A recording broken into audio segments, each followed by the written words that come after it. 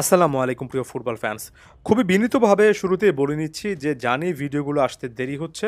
এর পেছনে বড় কারণ একটা বড় পরিবর্তনের মধ্য দিয়ে যাচ্ছি। সেটা কি? সেটা কিছুদিন পরে আপনাদের সামনে ব্যাখ্যা করার চেষ্টা করব। যাই হোক মূল টপিকটাতে চলে আসি। রড্রিগো ডি পলের ইন্টার মায়ামি সাইনিংটা নিশ্চয়ই আপনারা দেখেছেন। লিওনেল মেসির সাথে কিন্তু ডাগ আউটে বসে একটা ম্যাচও দেখে ফেললেন। ফুটবল ফ্ল্যাগের আজকের এই ভিডিওতে এই ডিলটা সম্পর্কে একটু আলোচনা করব। দেখুন, প্রথমত ভাষা ওভার দ্য টপ যদি একটা আলোচনা করি, ডি পল যেভাবে ইন্টার মায়ামির মতো একটা ক্লাবে এসেছেন সেটা আমারও ভালো লাগেনি। আমি নিশ্চিত করে বলতে পারি একটা বড় অংশের হয়তোবা মেজরিটি ফুটবল ফ্যানেরই ভালো লাগেনি, কারণ ডিপলকে আমরা ইউরোপে দেখতে চাচ্ছিলাম। তবে সেটা যাই হোক, ডিলটা যেহেতু অলরেডি হয়ে গিয়েছে সেটা নিয়ে আর মাথা ঘামানো খুব বেশি উচিত হবে না। এর পাশাপাশি একটা কিন্তু এজ এখানে ডিপল হয়তোবা নিজেও রেখেছেন এবং এটা একটা পজিটিভ সাইন হতে পারে। সেটা হচ্ছে তিনি কিন্তু কোনো ডেজিগনেটেড প্লেয়ার হিসেবে আসেননি। Inter Miami targeted allocated player হিসেবে বা টিএএম ক্যাটাগরিতে তাকে এনেছে এবং মূলত একটা লোন ডিলে এনেছে।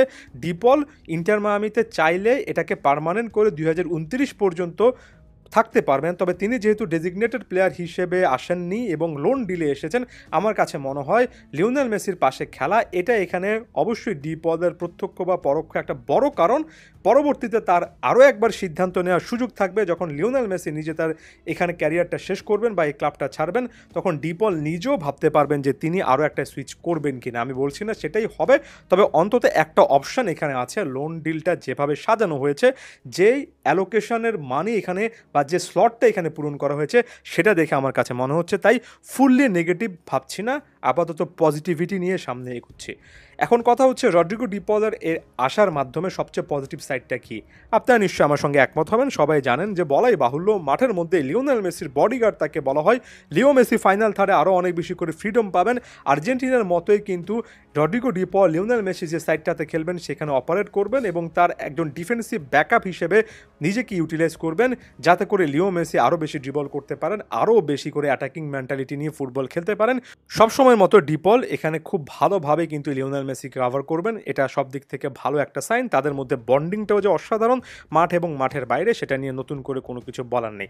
ক্লাব ফুটবলে 500টার উপরে অ্যাপিয়ারেন্স দেওয়া এ ফুটবলারকে বলা হয় এল মোটরসিতো, কিংবা একেবারে মোটর ইঞ্জিনের মতো।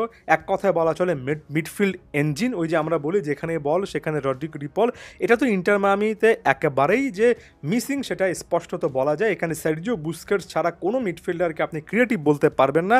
বুস্কেটস থাকার পরও এমন একটা প্রোফাইলের দরকার আছে যেটার কথা আমি প্রায় সময় বলি। যেমন গত সিজনে যখন ডিয়েগো গোমেজ ছিলেন তিনি একটা ভালো রোল প্লে করেছেন, সেই জিনিসটা আমি বলে আসছি। এই সিজনে এটা মিসিং, সেটাও বলে আসছি। এখানে রড্রিগো ডি পল ওই বক্স টু বক্স মিডফিল্ডে এবং পরিশ্রমী হাই টেম্পোর একটা ম্যাচ খেলার ক্ষেত্রে বারবার করে ফিজিক্যালি এবং একই সঙ্গে মেন্টাল গেমের ক্ষেত্রে যে অসাধারণ একজন ফুটবলার এবং তার একেবারে ভেরি বেস্ট একটা যে লেভেল আছে, ওয়ার্ল্ড ক্লাস একটা লেভেল আছে, সেটা নিয়ে নতুন করে কোনো কিছু বলার নেই। ইন্টার মায়ামির মিডফিল্ডটা আরও অনেক বেশি করে গতিশীল হবে।